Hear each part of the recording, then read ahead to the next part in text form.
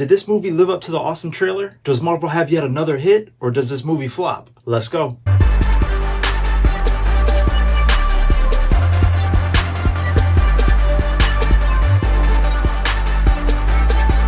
Eternals is the next major movie in the Marvel Cinematic Universe, with the story following these immortal beings that have been on Earth for thousands of years, with their sole purpose to shape the world's history and civilizations throughout time. They also have to protect the humans from these monsters that are evolving, known as deviants. It comes to a point in the movie where the Eternals have to decide if they want to save the world they've helped build from complete destruction. Is life truly worth saving? How much are they willing to sacrifice to do what's right? With an awesome cast and great visual effects, what could go wrong? Well, apparently a whole lot of unexpected You know what? I'm gonna stop right there and calm down. That's what I'm gonna do. I love Disney, I love Marvel, so hey, let's start off by talking about the good. Like I mentioned before, the Eternals have been on Earth since mankind, and they have been shaping our history in all parts of the world. I thought it was cool how the film showed us all these different geographical locations and periods in time. I wouldn't be so quick to call this film a journey, even though it does take us all over the world, but I'll get to that in a few. Each Eternal superpower is very interesting because they all had these different powers and abilities. I wasn't crazy about them, but I enjoyed how different they all act and looked personally. They all come from the same place, but yet still have their own personalities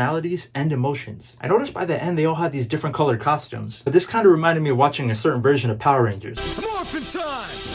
Yeah! Not saying this was good or bad, but just thought their outfits were okay and nothing fancy. I thought the visual effects and colors used in general were very cool. However, the acting, not so much. It's getting to the point where these actors are not really doing much work and they're just getting by with the bare minimum. There'll be a scene where they're literally just moving their hands around, or they'll simply just like touch a surface like it's so dramatic, and then the visual effects just take over from there. This just felt very lazy at times and lacked emotion, depending on certain actors' delivery. It's almost like they had no expressions at times. My favorite characters and actors had to be these four individuals. Angelina Jolie was definitely one of the more stronger characters with a deeper backstory. Kumail Nanjiani was a comedy relief. At first I wasn't too sure about his acting or comedy, but it definitely came through by the middle of the movie. Brian Tyree Henry was also very funny and took on a role that I never saw coming, especially since his paperboy days on the hit show Atlanta. And Lauren Ridloff was simply cute and sweet in my opinion, and apparently she's deaf in real life if I'm not mistaken. The two actors that let me down at most was Gemma Chan and Richard Madden in my opinion. They were both literally the lead characters in the movie, and it was just a huge letdown for me. No idea who Gemma Chan is, and I could be mispronouncing her name, but her performance was just so boring as the lead actress. My man Robb Stark from the Game of Thrones was surprisingly boring as hell too. I really liked him from Game of Thrones and was excited to see that he was in this movie, but damn, they did his character wrong in my opinion. I just wasn't a fan of how they portrayed these two characters and their relationship with each other. Special shout out to my man Jon Snow, who's also from the hit show Game of Thrones. My man Kit Harington also played a part in this movie, but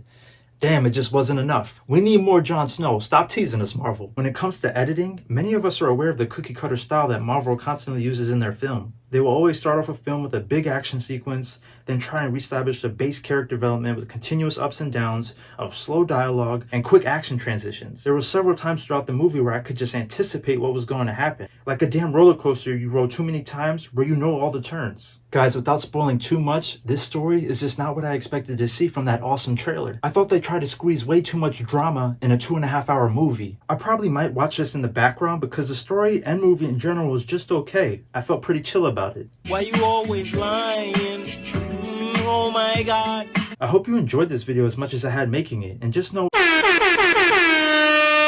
Oh shit, here we go again. Gotcha, bitch. I hate to do it, but we gotta keep it real on this channel. I don't care how much I love a brand, company, or franchise. If something is lacking or trash, then we gotta call it for what it is. But damn, Marvel, real talk, you almost made me give up on the MCU. I know that's a drastic statement, but damn. Not that I would give up on the MCU just yet, because I gotta support my guys Thor, Loki, Spidey, Black Panther, and Shang-Chi, just to name a few. But as for these Eternals, I could just really care less about them by the end of the movie. The story was just so boring, and the lack of plot was frustrating. With the last movie, Shang-Chi, we knew right away what the plot was. Okay, my man has daddy issues, he needs to resolve. Let's get it going. With this movie, you had no idea where it was going until like the third act. And then by that time, they tried to make the mission so dramatic. Endworld ending, meanwhile, there was such a lack of build-up prior for us to feel like it was really in jeopardy. The ending was a major fail for me because they pushed the story like we really cared about these characters. Meanwhile, we just met them for the first time. It's almost like they tried to make the scale of this similar to Endgame.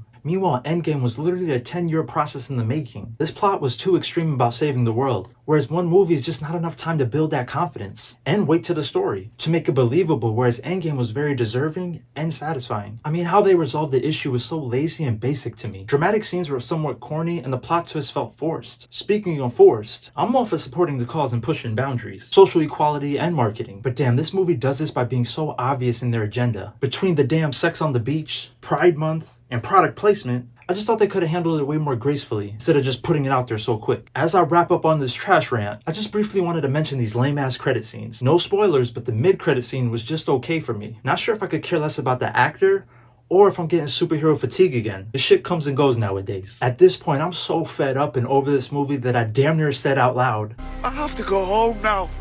But the end credit scene was even worse. I would recommend not waiting around to see this. You have one of the characters looking at an object, then we hear a voice speak to him, but we never see who it is. And it definitely didn't sound like anyone familiar for us to get hype about. You know what? I need to rewatch Thor: The Dark World, because if Marvel is trying to make the worst MCU movie ever, then they came pretty close. Oh hi, thanks for checking in. I'm still a piece of garbage. I hope you enjoyed this video as much as I had making it, and just know it's all love, so if you're new to the channel, please hit that subscribe button. It's free to do, so let's have some fun, and I look forward to us growing together on this journey. My name is Chris, and thank you for watching. I'll see you on the next one. Peace.